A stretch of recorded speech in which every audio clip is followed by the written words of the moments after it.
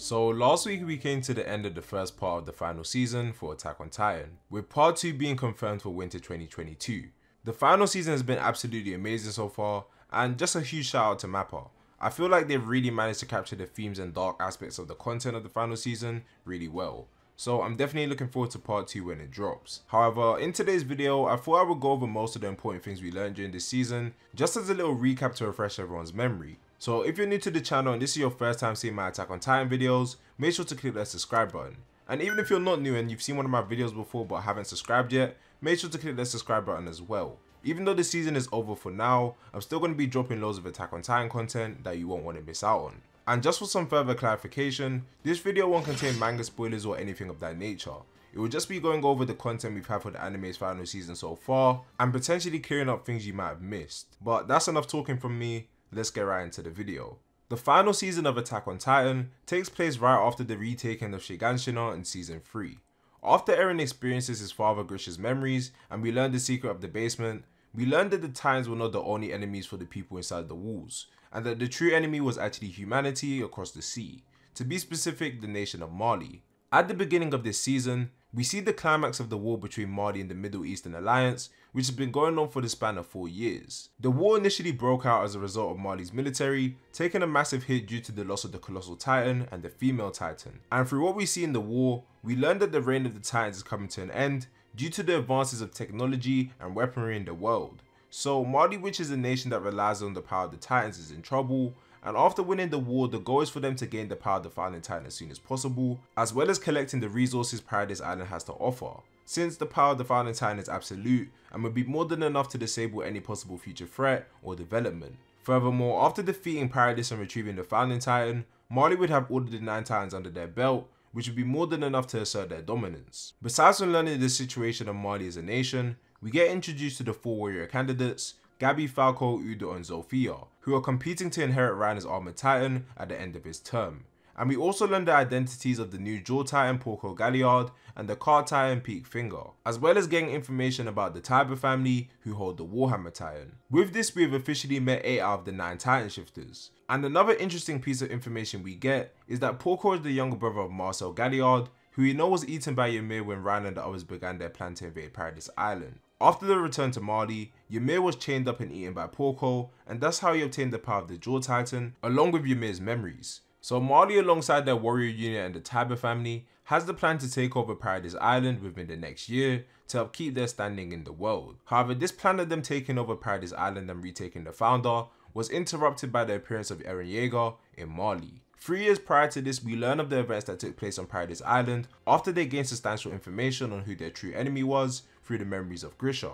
Marley, despite their war against the Middle Eastern Alliance, were sending survey fleets to give a report on the Paradise situation. And that's when the followers of Zeke, the anti-Marleyan volunteers, came onto Paradise Island offering information on Marley, as well as their support and a solution to freeing the people of Eldia. Under the orders of Zeke, the military of Paradise learned that he has a secret plan, which will require a Titan of royal blood and the Founding Titan to save Eldia, which Eren believed in the past was the power of the Rumbling. And to give further clarification on what the Rumbling is the power to unleash the Colossal Titans in the walls to trample the earth. We learned that initially this power was a threat, meant to serve as a deterrent for an attack on Paradise, by none other than the 145th Fritz King. However, as we learn from Willy Tiber's speech, this is only a myth, as the king's intention wasn't to attack his enemies, but to only try and have peace for as long as he could inside of the walls. As the king was a believer that all Eldians should be punished for their sins, he thought that if Marley or any other enemies came to attack, then it would be Eldia's fate to perish, which is why he created the vow to renounce war, which prevents members of the royal family from using the Founding Titan to liberate Paradise. So in the present, the power of the Rumbling is something that still needs to be tested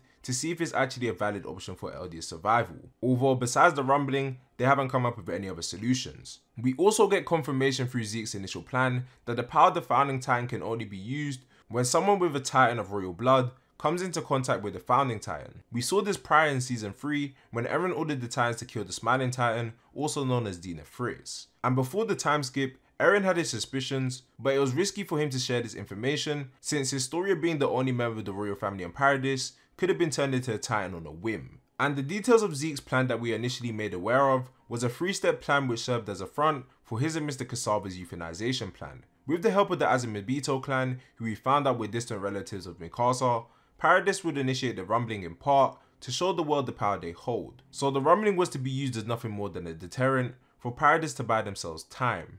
And then with the time gained by the rumbling, Hizuru would build up Paradis' military so that they could defend themselves in future without needing to rely on the rumbling at all. Since Paradis has been under the threat of the Titans for 100 years and living inside of the walls, they were severely behind the rest of the world in terms of everything, which was made evident by them not even knowing basic things in the outside world.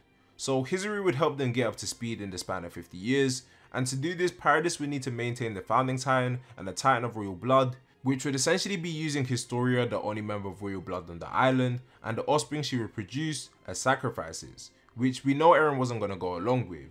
So this plan would benefit all parties involved. Paradis would be able to survive, Hizuru would be able to collect resources from Paradis, which would benefit them economically, and Zeke would be able to save the Eldians as the true Eldian restorationist he claimed himself to be. Though 3 years later from this point, Eren would end up acting on his own, infiltrating Marley and answering Willy Tybur's declaration of war. As a result of Eren's attack, Paradis would delay the attack from Marley on the island. Eren would gain the power of the Warhammer Titan and deal a massive blow to Marley's military. Sasha would lose her life as a result of Eren getting the scouts involved. Willy Tybur, although dying, would succeed in his goal of uniting the world to fight against Paradis, and Paradis would now have the power of the Founding Titan and the Titan of Royal Blood on their side. And despite all the casualties, Paradis now has the requirements to play the only card available to ensure their survival, since over the course of 4 years, they still hadn't managed to find another solution besides the rumbling, and due to this, it would cause a divide between our cast. With the majority of people in Paradis praising Eren for his decision to attack Marley, they began to support him, and his influence would spread so much that it would lead to the creation of the Jaegerist group,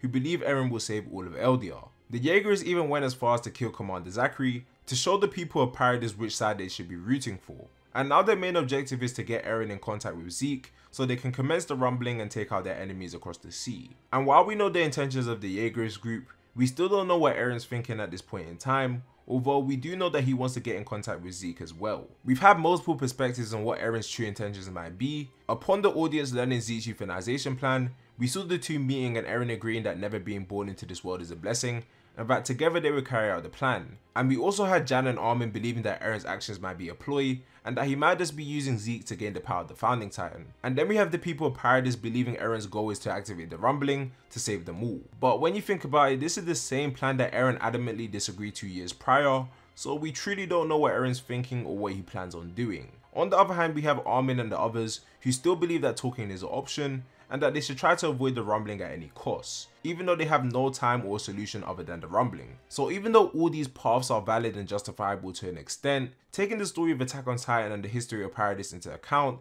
there's a clash of ideals and methods which has led to the falling out of all parties. But besides the matter of the rumbling and how Paradis should tackle the threat of the world, in this season we've had the reintroduction of Annie as we get to see her still being confined underground. Historia is now pregnant. We've learned the truth of what happened with Ragako Village, with Zeke's unique ability to turn subjects of Ymir into titans through the use of his spinal fluid, which he would also use to control the military of Paradis with the wine. And as a result of this, is given free roam to the Jaegerists and follower of Zeke to take control of the whole island. And following the battle with Zeke and Levi in the forest, after learning of Zeke's true plan, the euthanization plan, which will prevent Eldians from ever giving birth again, we still don't even know if Levi or Zeke is alive, although it seems more likely for Zeke to still be alive, taking into account the Titan which is trying to save him, and Zeke seeing that mysterious girl close to death, so humanity might have lost their strongest soldier, just further showing the helplessness of the situation on Paradis, and the need for the rumbling despite a lot of people being against it. And last but not least, with the ending of this season, we have Marley now coming onto the island to face off against Eren once again, which means there's a multitude of ways things can go if we leave it to our imagination. But regardless, there's definitely going to be serious consequences happening in part 2 of this season. However, the first part of the final season has definitely been great, and there was a lot we learned in these 16 episodes. And the next part will definitely answer all the burning questions us as viewers have, and we've been waiting years to find out. But that will wrap up my summary / recap of the most important things we've learned so far in this season. And I do hope you enjoyed the video. So if you guys did enjoy this video, make sure to smash that like button and subscribe to the channel, and be sure to let me know what sort of Attack on Titan videos you want to see leading up to part 2 of the final season. Also, make sure to join my Discord server down below if you want to talk Attack on Titan and anime in general, and if you do, make sure to say hi or something and let me know what you thought of the final season so far. And last but not least, if there's any important things that I may have missed in this video, make sure to comment it down below so we can all discuss them. With that being said, I'll see you guys in the next one. Peace.